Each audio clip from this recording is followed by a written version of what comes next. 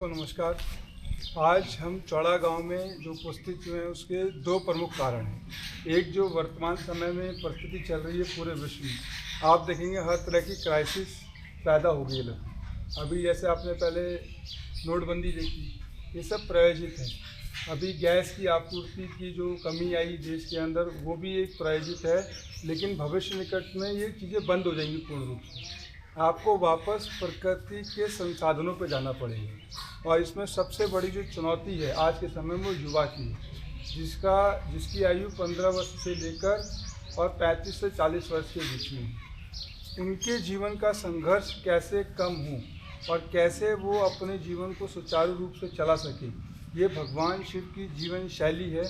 और ये हमारे पूर्वजों ने करीब 4500 पीढ़ी उसी तरह से जीवन को जीते हैं, जिससे हम कहते हैं कि भारत कभी सोने की चिड़िया था। वो जो पद्धति है, उसी पद्धति को पुनर्जीवित किया है मेरे गुरुदेव श्री योगेश कुमार मिश्र ने, और मैंने उस पद्धति पे चल के अपने जीवन में काफ़ी सारे बदलाव देखे हैं। और मेरा ही नहीं, अपितु मेरे साथ जितने लोग जुड़े हैं उनका जीवन बदला है, और उनकी उम्मीद से बढ़कर बदला, जो कभी सोच नहीं सकते थे कि जीवन इस तरह बदल सकता है। तो मैंने बहुत से शहरों में रहा हूँ, आया गया, देखा। और पहले ये था कि बड़े शहरों में शुरू किया जाए, संसाधन भी मिले, सब कुछ मिले, लेकिन मान लीजिए कि हम किसी चीज़ पर अगर अपना समय लगा दें 15 वर्ष और 20 वर्ष, उसके बाद उसको कौन कंटिन्यू करेगा। तो जब इस सवाल के लिए अपने गुरुदेव के पास गया, तो उन्होंने कहा कि जो तुम्हारी जन्मभूमि है वहाँ से तुम्हें से प्रारंभ करना चाहिए कि 10 साल 15 साल मेहनत करने के बाद जो विज्ञान और चीज़ें हम पीढ़ी को दें, तो वो निरंतर पीढ़ी दर पीढ़ी आगे लोगों को चलता चलेगा, जिससे कि जो जीवन का संघर्ष खत्म हो। जिस उद्देश्य के लिए हम जन्म लेते हैं इस पृथ्वी पे, वो हमारे जीते जी सफलतापूर्वक पूर्ण हो। जो मुक्ति है वो जीते जी, और मुक्ति तब है जब आप संसार में सफल हैं। और भगवान शिव के कुछ नियम हैं जिनका पालन कर कर व्यक्ति जीते जी संसार में मुक्त हो जाता है। तो इसी के लिए मैं गुरुदेव से प्रार्थना करूंगा कि वो आगे इसमें मार्गदर्शन करें, और आप लोगों की सहमति के साथ ये कार्य इस धरातल पर ठोस रूप से प्रारंभ हो। आज आप अपने बच्चे को हायर एजुकेशन के लिए हॉस्टल में भेजते हैं। आप कोटा भेजेंगे, दिल्ली भेजेंगे, या किसी बड़ी जगह भेजेंगे? किस उम्र में भेज देते हैं? 18 से बच्चा 16-18 साल का हुआ, भेज दिया। 16-18 साल की उम्र में जब पिता के अनुभव का लाभ बेटे को मिलना चाहिए। भाई, अगर बेटा 16-18 साल का है तो पिता भी 45-50 साल का है। उसके अनुभव का लाभ, उसने अपने जीवन में जो सीखा समाज से, दुनिया से, उसका लाभ जो मिलने का समय है, उस समय बेटे को एजुकेशन सिस्टम के बहाने आपने पिता से अलग कर दिया जी। अब क्या है, बच्चा चला गया 5-7 साल, 20-21-22 साल का हो गया। फिर इसके बाद वहीं से कैंपस सिलेक्शन हो गया, अब वो बम्बई चला गया नौकरी करने। तो पिता के जो जीवन का अनुभव है, पिता के जो जीवन का लाभ है, वो अगली पीढ़ी को नहीं मिला। बताइए, आप लोगों की सहमति या असहमति है इस बात में? सहमत। नहीं मिला। अब हम कहते हैं पैसा कमा भी लीजिए, तो कितने पैसे की ज़रूरत है? आप लोग बताइए। एक व्यक्ति को सम्मान पूर्वक अगर अपना घर परिवार है, तो जीवन निर्वाह के लिए कितने पैसे की जरूरत है? इसकी कोई लिमिटेशन थोड़ी है। नहीं, खाओगे तो रोटी ही, पहनोगे तो कपड़े ही। मिनिमम रिक्वायरमेंट कितनी है कि आप मिनिमम नहीं, आप मैक्सिमम बताओ कि इतने में एक इंसान सम्मानजनक जीवन जी सकता है। आप बताइए कितनी? अच्छा कपड़ा, ये सब तो महंगाई के हिसाब से जो अरे भाई, तो कोई एक अमाउंट आपने, आप बुजुर्ग व्यक्ति हैं, 10,000 रुपये बहुत है एक आदमी के लिए। महीने का 10,000। हाँ, 10,000। हम कहते हैं 20 जोड़ लीजिए, तब भी साल का 2.5 लाख ही तो हुआ। अब साल का 2.5 लाख, अब 20 साल तक वह बच्चा कहीं जॉब कर रहा है, नौकरी कर रहा है, ठीक है ना? तो क्या हुआ, 50-60 लाख रुपए। आज स्थिति तो बच्चों की ये है कि 10-10 करोड़ रुपए कमाने के बाद भी वो कर्ज में डूबे हुए हैं। क्यों डूबे हैं? क्योंकि पिता को समझाने बताने की जब उम्र थी, उस समय लड़का पिता के साथ नहीं था। सही बात कह रहे बाबूजी? नहीं कह रही? मैंने, मेरे कई शिष्य ऐसे हैं, अब जैसे ये बेटी है हमारी, 60 लाख रुपए, 5 लाख रुपए महीने की नौकरी करती है, ठीक है? तो अब क्या है कि अगर ये हमारे साथ जब नहीं थी, तब तक ये कर्ज में डूबी हुई थी। महीने की इसकी 3 लाख रुपए महीना बस सिर्फ कर्ज अदा करती थी। 5 लाख कमाती थी, उसमें 3 लाख रुपए कर्ज अदा करने में लगा देती थी। जब ये हमसे जुड़ी बात हुई, चीज़ें हुई, 2 साल के अंदर, ज़्यादा वक्त नहीं लगा, सारे कर्ज इसके ख़त्म हो गए। जो इसने इंश्योरेंस ले रखा था, उस इंश्योरेंस का कितना रुपए महीना जाता था? 10,000 रुपये महीना, 5-5 हज़ार की 2 इंश्योरेंस। हमारा कहना ये है कि पहली बात तो हम ईश्वर पे विश्वास रखते हैं, हम मरेंगे ही क्यों। दूसरा, अगर हम मर भी जाएंगे तो हमारे परिवार के पालन पोषण के लिए 1-2 करोड़ रुपए बहुत है। और 2 करोड़ का कोई भी टर्म इंश्योरेंस आज आप देख लीजिए 1,200 रुपये महीने में मिल जाता है। तो हम 10,000 दे क्यों रहे हैं? सही है। अज्ञानता में दे रहे हैं ना। ऐसे ही डेबिट कार्ड, क्रेडिट कार्ड का मामला आ जाता है। मैं देखता हूं कि बच्चे जितना कमाते नहीं, उससे ज़्यादा बैंक को ब्याज दे रहे हैं। न जाने कितने बच्चे हैं इसमें, ये भी हमारे बेटे भी हैं, लेकिन अब ये मुक्त हो गए उससे। आपने 6 महीने नौकरी की, 6 महीने नौकरी करने के बाद एक प्रॉपर्टी डीलर आएगा, आपको समझाएगा कि ये मकान 80 लाख का है, आप ले लीजिए, और 5 साल बाद ये मकान 2 करोड़ का हो जाएगा, 10 करोड़ का, जैसे बताया जाता है। बता दिया। अब इन्होंने 80 लाख का मकान ले लिया, किस्त 70,000 रुपये महीना, तनख्वाह 1 लाख रुपए। अब प्रश्न ये है कि जब हम 1 लाख रुपए महीना कमा रहे हैं और 70,000 रुपये महीना हम किस्त दे देंगे, तो 30,000 में हम पत्नी और बच्चा कैसे पालेंगे? और अगर हमको 30,000 में पत्नी बच्चा पालना है तो हम 1 लाख रुपए महीने की नौकरी क्यों कर रहे हैं? और वो जो पैसा हम दे रहे हैं वो बैंक को, वो बस सिर्फ ब्याज है, मूलधन तो बाद में एडजस्ट होगा। तो मतलब कि हम कमाएं, ये कमाएं, ये कमाएं, ये कमाएं, लेकिन सब पैसा बैंक में चला गया, हमें पलट के कुछ नहीं मिल रहा है। तो ये क्या है? अज्ञानता।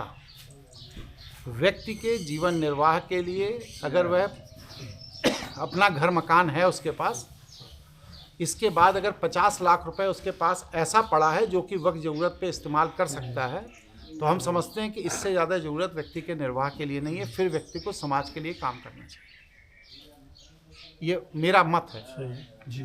और आज युवाओं को बता दिया, जैसे भाई साहब ने कहा कि पैसे की कोई लिमिट ही नहीं है, कितना भी कमा लो। अरे भाई, हमें मुकेश अंबानी नहीं बनना ना। अगर मुकेश अंबानी बनना होता तो हम धीरू भाई अंबानी क्या पैदा होते। आप क्या क्यों पैदा हुए? आप क्या इसलिए पैदा हुए क्योंकि आप एक प्रतिष्ठित व्यक्ति हैं। हमें आपकी प्रतिष्ठा का हिस्सा चाहिए। मैं देखता हूँ, अब ये जैसे बेटा मेरा जर्मन से पढ़ा, तो मेरी औकात थी, मैंने पढ़ा लिया, 1 करोड़ रुपए खर्च करने की हैसियत थी, मैंने कर लिया। लेकिन क्या 1 करोड़ रुपए हर बाप खर्च कर सकता है? नहीं कर सकता। अब जर्मन से ये पढ़ के आ गए, अब जिस विधा को ये जर्मन से पढ़ के आए हैं उस विधा की नौकरी भारत में नहीं है। अब इनको नौकरी करना है तो इन्हें वापस या तो जर्मन जाएं या अमेरिका जाएं। तो उस पढ़ाई का क्या मतलब रहेगा? हाँ, देश तो छोड़ना ही पड़ा। देश तो छोड़ना पड़ा ना, कोई मतलब नहीं रह गया। आज की डेट में आप 35 साल 40 साल के भटकते हुए युवाओं से भी पूछिए कि बेटा तुम्हारे जीवन का क्या उद्देश्य है, नहीं जानता। करना क्या है? का बहुत पैसा कमाना है। कितना कमाना है मालूम? माँ बाप पहले क्या सिखाते थे कि बेटा जब पैसा आएगा ना तो पैसे के साथ पैसे के अवगुण भी आएंगे, अकेला पैसा नहीं आता। पैसा जब भी आएगा तो पैसे के अवगुण भी आएंगे, और अगर तुम उन अवगुणों से अपने को बचा लोगे तब तो वो पैसा माने रखता है। और अगर उस अवगुण में फंस गए तो चाहे तुम जितना कमा लो, पैसा खत्म हो गया। आप मेरी बात से सहमत है? नहीं सहमत? ठीक है। तो आज की डेट में जो एक गैप क्रिएट किया गया है कि शिक्षा के बहाने बच्चों को परिवार से अलग कर दिया, और बच्चों के अंदर जो संस्कार विकसित होने चाहिए थे पिता की छत्र छाया में, वो नहीं हो रहे हैं। हम लोग बच्चों को बस सिर्फ यही गाइड करते हैं कि आपके अंदर वह संस्कार दोबारा कैसे पैदा हो। आप अपने जीवन में 1-2 करोड़ रुपए अगर कमा लिए हैं तो उसके द्वारा अपने जीवन का निर्वाह कैसे करें।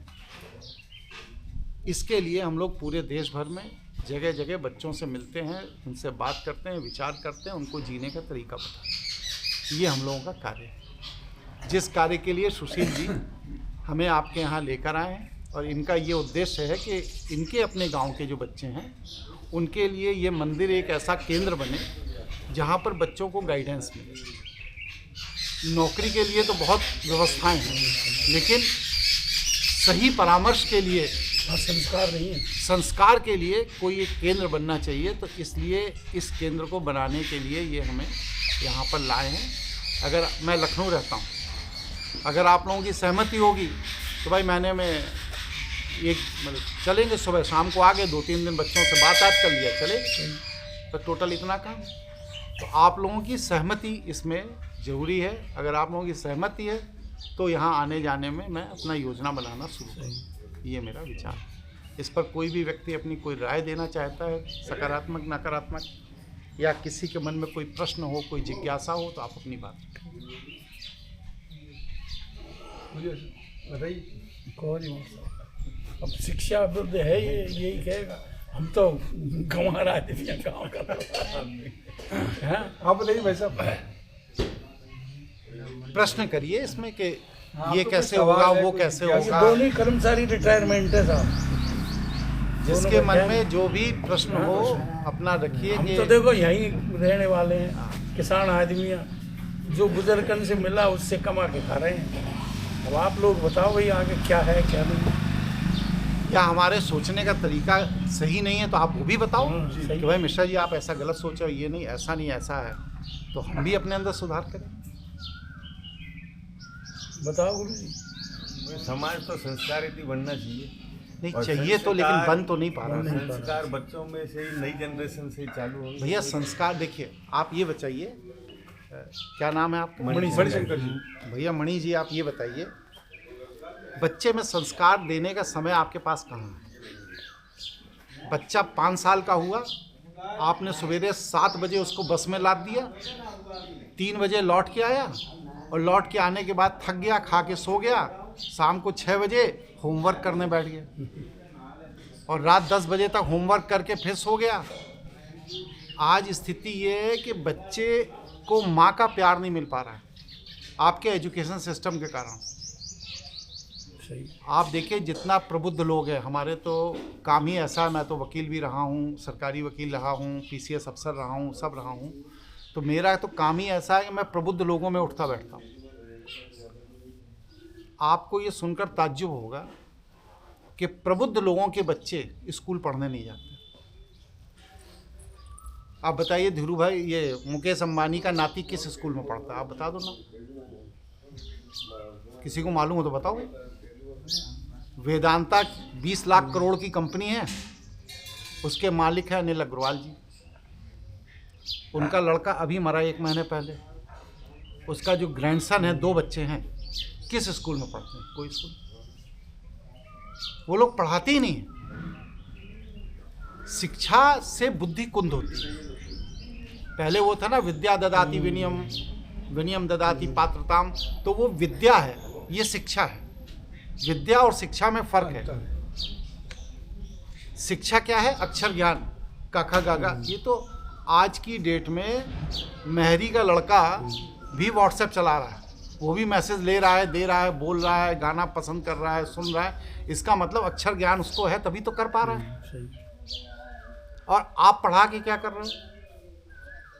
बाय द वे, आपने 10,000 बच्चे पढ़ाए, उसमें एक IAS हो गया, बाकी 9,999 की गारंटी कौन है?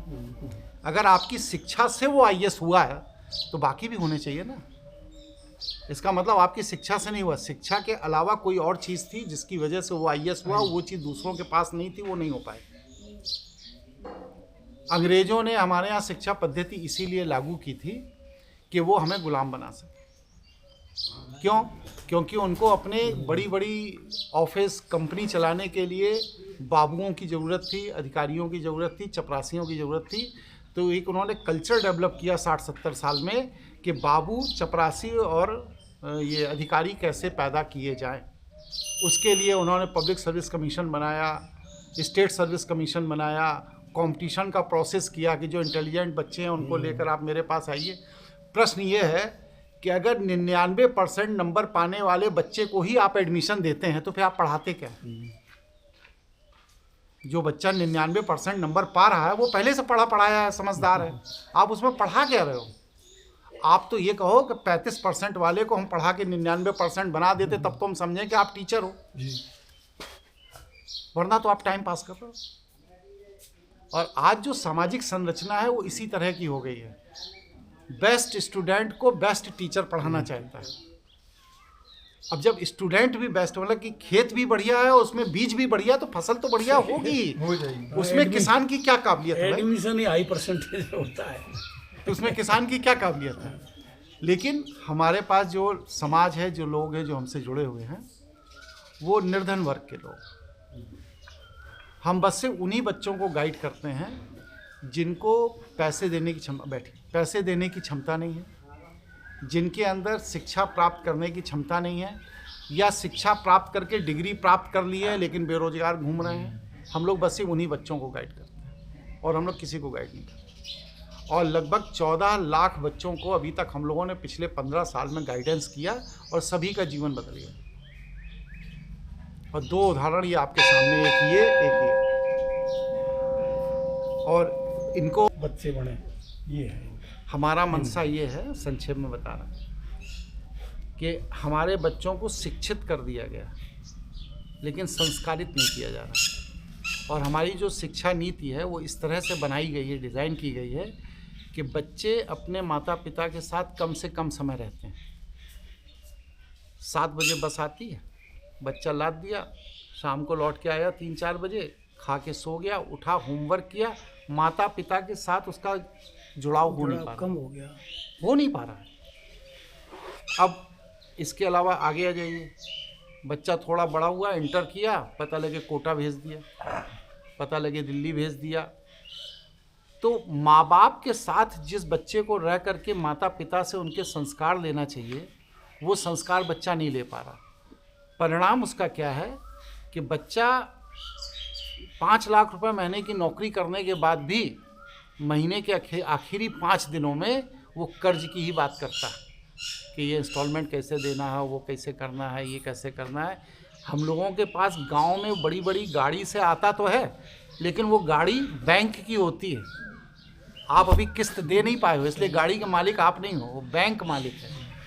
लड़का शहर में फ्लैट खरीद लेता है, हम लोग जाते हैं, अरे लड़के ने बहुत बढ़िया फ्लैट खरीदा, भैया किस्त का अभी 18 साल देगा। तो मालिक तो 18 साल बाद बनेगा ना, अभी तो बनेगा। और इस बीच में अगर कोई दुर्घटना हो गई, नौकरी छूट गई, कोई शरीर में रोग हो गया, कोई चोट चपेट लग गई, भाई साहब वो मकान भी चला गया, जो कमाया वो भी चला गया, बैंक ले गया, और इसके बाद वह लड़का अपने आप परेशान। आज स्थिति यही है कि नहीं? तो ये बच्चों को कौन ट्रेंड करेगा? आप प्रबुद्ध हैं, आप बताइए, एक व्यक्ति के जीवन निर्वाह के लिए कितना रुपए की जरूरत है? हाँ, मामूली कोई खास नहीं है यदि सामान्य व्यक्ति के। अभी यही प्रांगण है, इस प्रांगण को इस तरह व्यवस्थित कर दिया जाए कि यहाँ पर सारी सब्जी पैदा होने लगे, सारे फल पैदा होने लगे।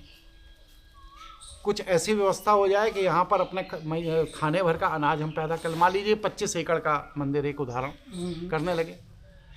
निर्वाह के लिए 2 कपड़े चाहिए और तो नहीं चाहिए ना कुछ, और बाकी खाने पीने का सब संसाधन यहाँ है। अब आप बताइए कितने पैसे की जरूरत है? 10-20 हज़ार रुपये पॉकेट मनी बहुत है, इससे ज़्यादा ज़रूरत नहीं है ना। लेकिन फिर भी हम बताते, हमारा लड़का 8 लाख के पैकेज पे, कोई कहता 15 लाख के पैकेज पे, कोई 25 लाख के पैकेज पे। तुम ये तो देखो कि 25 लाख पे पैकेज पे जो तुम्हारा लड़का है, तो सवेरे 7:30 बजे बस सिर्फ चाय और ब्रेड खा के भागता है, और इसके बाद रात 11 बजे पिज्ज़ा खाता हुआ घर आ जाता है, क्योंकि खाना बनाने का समय ही नहीं है उसके पास। और फिर जो वो पिज्ज़ा और ब्रेड खाता है, उसके बाद 10 साल बाद क्या होता है, उसकी किडनी खराब होती है, लीवर खराब होता है, और जो इतना पैसा वो कमाए रहता है वो पैसा अपने इलाज में खर्च कर देता है।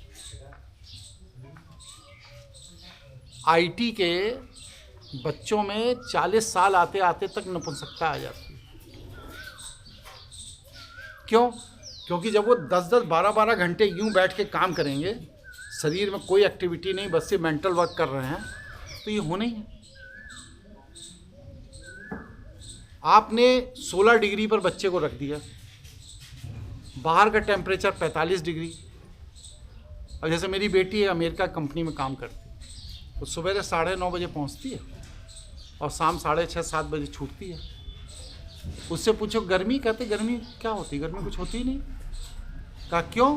कहले हमारे यहाँ तो 16 डिग्री पे एसी चलता है, हमारे लिए ना गर्मी है ना जाड़ा है। अपनी गाड़ी उठाई, क्योंकि घर पे एसी लगा है, निकले गाड़ी में एसी, और वहाँ उतरे तो वहाँ एसी। तो जब आप कंटिन्यू एसी में रह रहे हो तो आपने तो अपनी बॉडी ख़त्म कर ली। 45 साल के बाद पता लगेगा वो एसी क्या है। 45 साल के बाद पता लगेगा कि एसी क्या है। शाहजहांपुर में एक हार्ट के बहुत बड़े डॉक्टर हमारे मित्र हैं, जैन साहब हैं, तो उन्होंने कहा कि भाई क्या करें, तो उन्होंने एक बहुत बड़ा नर्सिंग होम बनाया, उसी के सबसे ऊपर वाली मंजिल पे अपने रहने का बना लिया। अब वो लिफ्ट से उतरते थे हॉस्पिटल में और अपना डॉक्टरों को देख दाख के लिफ्ट से ऊपर चले जाते थे। 8-10 साल चला, फिर इसके बाद वो अपना जैसे पेन पकड़ते थे तो उनको यहाँ दर्द होने लगा, तो उन्होंने अपनी दवाई वाई खा ली, डॉक्टर आदमी थे। फिर कुछ दिनों बाद उनको कंधे में दर्द रहने लगा, तो उन्होंने उसकी भी दवाई वाई खाई, फिजियोथेरेपी कराई, ठीक हो गए। होते होते 1.5-2 साल में उनकी स्थिति ये हुई कि अगर वो यूं झुके तो उनको दर्द होता। भाई साहब दिल्ली एम्स में भर्ती हो गए। अब डॉक्टर साहब लोगों ने उनकी जब जांच की तो 16-17 दवाई सवेरे और 16-17 दवाई शाम को लिख दी। ठीक, अब उन्होंने पूछा कि भाई हमको हुआ क्या है, तो डॉक्टर साहब ने कहा कि अरे आप क्या जानते हैं आपको क्या हुआ? डॉक्टर मैं हूँ। तो उन्होंने कहा मैं भी डॉक्टर ही हूँ, आप बताइए। कहले अच्छा आप डॉक्टर हैं, क्या नाम है आपका? तो उन्होंने बताया कि फला फला जैन हूँ, हार्ट का डॉक्टर हूँ शाहजहांपुर में। अच्छा आप वही डॉक्टर साहब हैं? कहे हाँ। अरे आपने तो मेरे पिताजी की सर्जरी की थी, बहुत अच्छी सर्जरी हुई, पिताजी अभी भी जीवित हैं, बड़ा आशीर्वाद है, धन्यवाद, ये वो ऐसा है। पर्चा दवाई का फाड़ के फेंक दिया। एम्स के डॉक्टर की बता रहा हूँ, एम्स के अंदर की घटना। पर्चा यूं फाड़ के फेंक दिया, कहा कि आपको कुछ रोग नहीं है, आपका इलाज कल सुबह से एम्स की छत पे होगा। अब छत पे क्या इलाज हुआ? उनको ले गए छत पे, वहाँ तखत डलवाया और एक पहलवान टाइप का लगाया, सरसों के तेल की मालिश कराई और 15 दिन मालिश कराने से उनके सारे दर्द खत्म हो गए। और अगर वो दवाई खाने लगते तो अपने गठिया का इलाज वो ज़िंदगी भर करते रहते और अंत में बुढ़ापा बड़ी कष्ट के साथ बीतता। तो अब एसी में रहे गठिया है। आपके शरीर की ये जो स्किन है ये 3rd किडनी गिनी जाती है। जैसे 2 किडनी पेट की सफाई करती है, वैसे स्किन जो है 3rd किडनी है, ये आपके शरीर के सारे विकारों को निकालती है। अब आपने 3rd किडनी को पूरी तरह ब्लॉक कर दिया, काम ही नहीं करने दे रहे हो उससे, तो क्या होगा? शरीर पे असर पड़ेगा। पसीने ही नहीं आएगा तो क्या होगा? शरीर पे असर पड़ेगा। तो ये छोटी छोटी चीज़ें हैं। मैं देखता हूँ 30-32 साल के बच्चे थायराइड की दवाई खा रहे हैं, ब्लड प्रेशर की दवाई खा रहे हैं, किडनी में स्टोन की दवाई खा रहे हैं।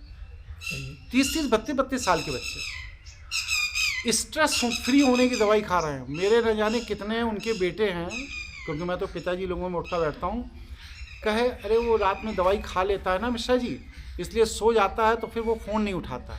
हमने कहा काहे दवाई खाते? कहते दिन भर इतना वर्कलोड रहता है कि रात में अगर दवाई नहीं खाए तो सो नहीं सकता। न जाने कितने लड़के 8 बजे के बाद बोतल लिए बैठ गए, कहे हम पिएंगे नहीं तो सो नहीं पाएंगे। अरे ये भी कोई ज़िंदगी है? सही, ये भी कोई ज़िंदगी है? पैसा को उतना कमाइए जितना पचा सके। जैसे भोजन शादी में जाते हैं बहुत रखा रहता है, लेकिन सब आप खा नहीं पाते हो। आप प्लेट में उतना निकालोगे ना जितना आप पेट में डालते हो। उसी तरह समाज में बहुत पैसा है, इफराद, लेकिन आपके पचाने की क्षमता कितनी है उतनी तो आप खाओगे। आप उतना ही पैसा कमाओ ना जितना हमारी पचाने की क्षमता है। और अगर ईश्वर की कृपा से उससे ज़्यादा आ गया, जैसे हमारे पास ईश्वर की कृपा से पर्याप्त है, तो अब क्या है, मैं वहाँ से यहाँ भाग के आया हूँ, यहाँ से जाऊँगा। आगरा में मैं किस होटल में रुका था? रेडिसन में रुका, 15,000 का वहाँ बिल दिया। तो भाई आना जाना मेरा 40-45 हज़ार का पड़ा। तो ये पैसा क्या है? समाज के लिए। समाज के लिए है ना। अब हम इस पैसे को जुआ खेलने में खर्च कर दें, दारू पीने में खर्च कर दें, कोई प्रतिबंध तो नहीं है। सही। भाई हम दारू भी पी सकते हैं इसी पैसे से, जुआ भी खेल सकते हैं या कोई और अवगुण कर सकते हैं, लेकिन समाज का पैसा है, समाज से कमाया है, अपने निर्वाह से जितना अधिक है वो समाज के लिए दे रहा हूँ। ये सोच, ये चीज़ लोगों में नहीं है। मैं तो देखता हूँ पूरी ज़िंदगी नौकरी कर जाए, बुजुर्ग हो गए, सब हो गए, इसके बाद भी ढूंढते हैं कहीं कोई पार्ट टाइम में काम मिल जाए, घंटा 2 घंटे वाला, तो चलो वहीं जाके कुछ कलम घिसियाएंगे, कहे क्या मिलेगा, 10,000, कहीं मोटरसाइकिल का तेल ही निकल आएगा, कुछ कर लेंगे। अरे यार कब तुम संपन्न होगे भाई मेरे? मतलब जब तक यमराज भैंसा पे लाद के ले नहीं जाए तब तक तुम संपन्न ही नहीं हो। कोई लिमिट होनी चाहिए ना, कि भाई ईश्वर ने बढ़िया मकान दिया, गाड़ी दिया, बच्चे सब व्यवस्थित हैं, पत्नी और हम स्वस्थ हैं, तो कुछ अपनी ज़िंदगी जी लें, कुछ दूसरे के लिए जी लें। भाई ज़िंदगी में कलम ही घिसते रहेंगे, नौकरी ही ढूंढते रहेंगे, कलम ही घिसते रहेंगे, ये भी कोई ज़िंदगी है? आप बताओ ही, मेरी बात का विरोध करिए, खंडन करिए, आप लोगों को कोई मत हो, कोई सुझाव हो। मेरा मानना ऐसा ही है, तर्क वितर्क से ही तो आएगी बात। मेरा मत ऐसा ही है कि जिस समाज से हमने पैसा कमाया है, इसी समाज की अगली पीढ़ी के लिए अगर हम कुछ नहीं कर रहे हैं तो हम समाज के साथ अपराध कर रहे हैं। इसलिए जिस समाज ने हमको पैसा दिया उसकी अगली पीढ़ी का मार्गदर्शन करना हमारी नैतिक जिम्मेदारी है। ये हमारा मत है, विचार है। अगर इसमें किसी का कोई अपना सुझाव हो तो आप अपना सुझाव दीजिए।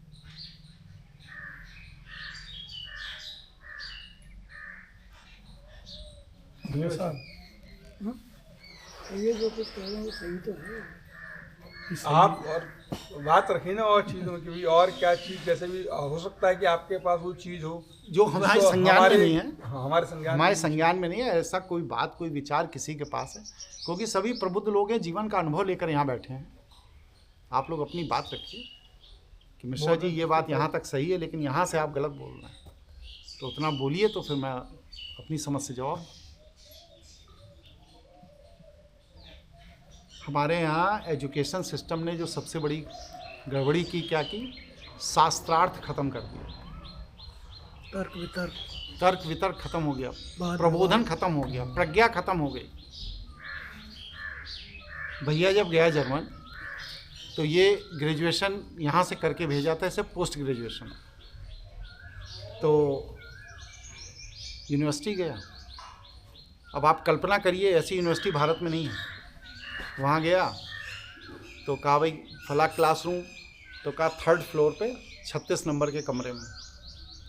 ये अपने 3rd फ्लोर पे गए, 36 नंबर का कमरा देखा, इन्होंने गेट खोला, अंदर देखे एक बड़ी सी राउंड टेबल पर 10-15 बच्चे बैठे हैं, अपना अपना बियर का गिलास लिए हुए बैठे हैं, क्योंकि वहाँ तो पानी की तरह बियर पिया जाता है, और कोई चिप्स लिए, कोई कुरकुरे लिए, कोई कुछ लिए, कोई ये सोचे कि हम गलती से लगता कैंटीन में आ गए।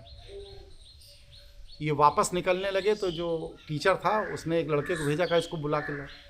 अब ये गए, कहने लगे आप फला फला स्टूडेंट हैं? कहा हाँ। कहले बैठ जाइए। कहले सर मैं क्लास अटेंड कर लूँ? कहले यही क्लास है। कहा यही क्लास है? कहा क्या मतलब? कहा यहाँ ब्लैक बोर्ड नहीं होता, वहाँ हायर एजुकेशन में ब्लैक बोर्ड ही नहीं होता, क्योंकि ब्लैक बोर्ड पर आप पढ़ लिए हाई स्कूल इंटर तक, अब इसके बाद क्या है वो टॉपिक बताते हैं कि कल इस विषय पर बात होगी, आप अपना पढ़ के आओ, आप अपना पढ़ के आओ, आप अपना पढ़ के आओ, सब लोग पढ़ के आओ अपना अपना, और फिर यहाँ पर हम क्वेश्चन बताएंगे, सब लोग आपस में डिस्कशन करो, जिसका डिस्कशन सही है वो सही है, जिसका गलत है उसको हम सुधारेंगे। ये मैं टीचर हूँ, मेरा काम है, ब्लैक बोर्ड की क्या जरूरत है? और यहाँ तो PhD तक ब्लैक बोर्ड पे ही पढ़ाते रहेंगे मास्टर साहब। तो ये फ़र्क है। आप जब ज़्यादा सुनते हो ना किसी को तो बोलने की क्षमता खत्म हो जाती है, इसलिए बोलने की क्षमता भी बनी रहे तो उसके लिए आपको अपने मस्तिष्क को वैसा तैयार करना पड़ता है। और हमारे यहाँ तो बस सुनने ही सुनने की परंपरा है, राम कथा सुन लो, फिर कृष्ण कथा सुन लो, फिर भागवत कथा सुन लो, फिर रास लीला कर लो। तर्क वितर्क नहीं है। आप देखिए ना, इतने सारे हम लोग यहाँ एक सब्जेक्ट पे लेके बैठे हैं कि भविष्य की जो पीढ़ी अगली है, पीढ़ी है उसको कैसे उसके लिए संभाला क्या जाए। करेंगे। तो उसके लिए हमारे पास एटलीस्ट अपने जीवन के अनुभव से एक जो चीज़ ऐसी हो सकती है जो हम उसे दे देंगे और वो अपनी अगली पीढ़ी देता चला जाएगा, क्योंकि हमें भी अगली बार इसी पीढ़ी के अंदर आना है। जो व्यवस्था सिस्टम हम जाएंगे भाई हम मर के पुनर्जन्म लेंगे तो आप ही लोगों में से किसी के परिवार में लेंगे ना। यही आएगा बापू। और पता लगे पिताजी ने सब दारूबाजी में खत्म कर दिया तो हमें तो फिर खेती करने जाना पड़ेगा। तो ये मान के चलिए हम तो कि- अपने भविष्य के पिताजी को सुधार रहे सुधार रहे हैं हैं। भैया अभी सुधर जाओ तो।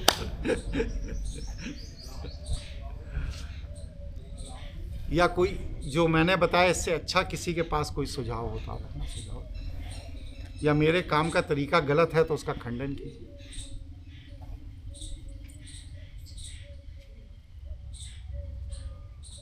या जैसे चल रहा है वैसा चलता रहे।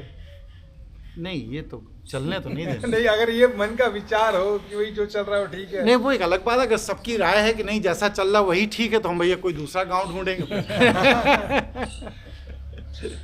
देखिए, मेरा पर्पस ये है कि अफसोस ना हो कल की डेट में इस गांव को कि हमें ये मौका मिलता, यूं होता तो क्या होता।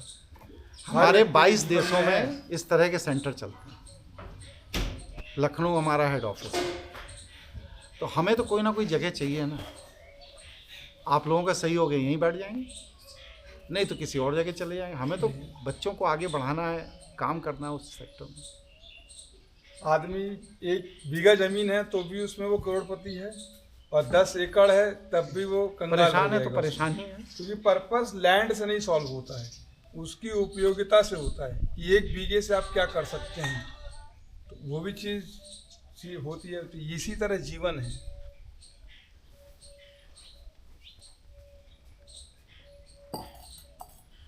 बोलिए भाई साहब। अब हमारे तरफ से तो बोल रही हो भाई। मैं तो हूँ ही, मैं तो आया ही इसलिए हूँ। यह है इस जन्मभूमि जो है, यहाँ पर कुछ ऐसा हो जाए कि आपकी अगली 3-4 पीढ़ी याद रखे कि हाँ भाई कि हमारे यहाँ पर हमारे पूर्वज हमारे लिए ये करके चले गए, कि हमें पूरे विश्व में किसी का मुंह नहीं देखना पड़ता। पूरे विश्व में, मैं गांव के राज्य तहसील की बात, पूरे विश्व में भाई अगर पांडित्य भी है। नहीं उनकी सुनो तो, तुम बोल रहे हो उनकी भी सुनो, कुछ कह रहे हैं। भाई तुम करोगे तो हम लोग साथ देंगे, साथ रहेंगे। अच्छा, पूरी दुनिया में डकैत पले हुए हैं। कोई कानून की डकैती डाल रहा, कोई गैर कानूनी डकैती डाल रहा, सब डकैती डाल के आपके पैसे से अपने को बड़ा आदमी बनाना चाहते हैं। लेकिन आप कैसे मूर्ख हो जो इन डकैतों के चक्कर में फंसे हो, बात ये है। सही। आप बताओ, आप कैसे मूर्ख हो जो इन डकैतों के चक्कर में फंसे हो। तो अब आप ये बताओ कि डकैत का दोष है या हमारा दोष है जो हम फंसे हुए हैं। नहीं वो तो दोस्त तो खुद का ही है। हमारा ही है। हमारा ज्ञान नहीं है। हमें ज्ञान नहीं है इसलिए हम फंसे हुए हैं। तो हमें ज्ञान नहीं है तो ऐसा ज्ञान देने का कोई केंद्र अपने गांव में होना चाहिए ना, यहाँ पर आदमी आके अपनी राय सलाह ले सके, पूछ सके, बता सके, अपनी कष्ट व्यथा बता सके। आप जितने पैसे में एक लोन पे गाड़ी लेते हो, जितने पैसे में, मैं ऐसी नियम बता दूंगा कि अगर आपके अंदर 5-7 साल का धैर्य है तो बिना लोन के आप जीवन भर फ्री में गाड़ी चलाओगे। डीजल सब उसी में कवर्ड, कोई पैसा देने की जरूरत नहीं। आपकी गाड़ी फ्री में चलती रहेगी, पूरे जीवन चलती रहेगी। पूरी ज़िंदगी गाड़ी में घूमोगे, ना उसमें डीजल अपने पैसे से डलाना है, ना अपने पैसे से गाड़ी मेंटेन का, कुछ नहीं, बस आप घूमते रहो। चीज़ें हैं। बड़े बड़े जो इंडस्ट्रियलिस्ट हैं 2-2, 4-4, 6-6 करोड़ की गाड़ी से जो घूम रहे हैं, कोई मेहनत के पैसे से थोड़ी खरीदे हैं 6 करोड़ की गाड़ी। इन्हीं योजनाओं से खरीदते हैं, लेकिन आपको नहीं मालूम।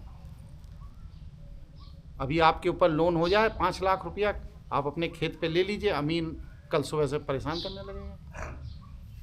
और वही 5,000 करोड़ अभी मुकेश अंबानी लिए हैं, सरकार माफ़ कर देगी कि भाई ये बहुत कमज़ोर व्यापारी हैं, नहीं दिया जा सकता, माफ़ हो जाएगा।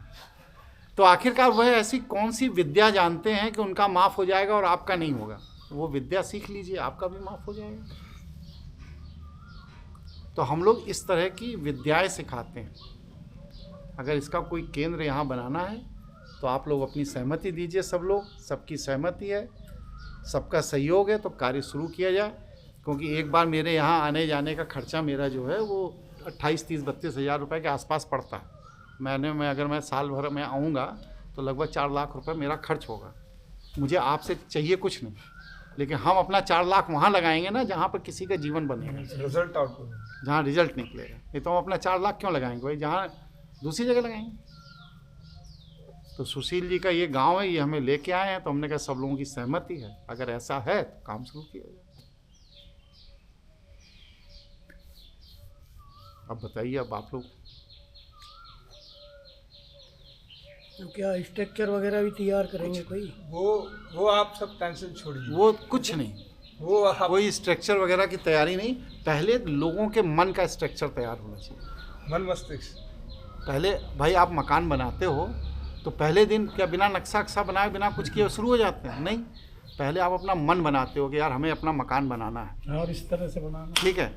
फिर कैसा बनाना है, फिर हमारी क्षमता क्या है, फिर संसाधन क्या है, तब मकान बनता है। तो हम लोगों को पहले बौद्धिक रूप से तैयार होना कि क्या इस तरह का कोई केंद्र अपने यहाँ खोलना चाहिए, खोलना चाहिए तो कैसे खोलेगा, और उसके लिए बच्चों की संख्या, अगर जैसे हम लोग 15-20 लोग अगर इतने ही बच्चे हैं तो बस ये पर्याप्त है, इससे ज़्यादा जरूरत ही नहीं।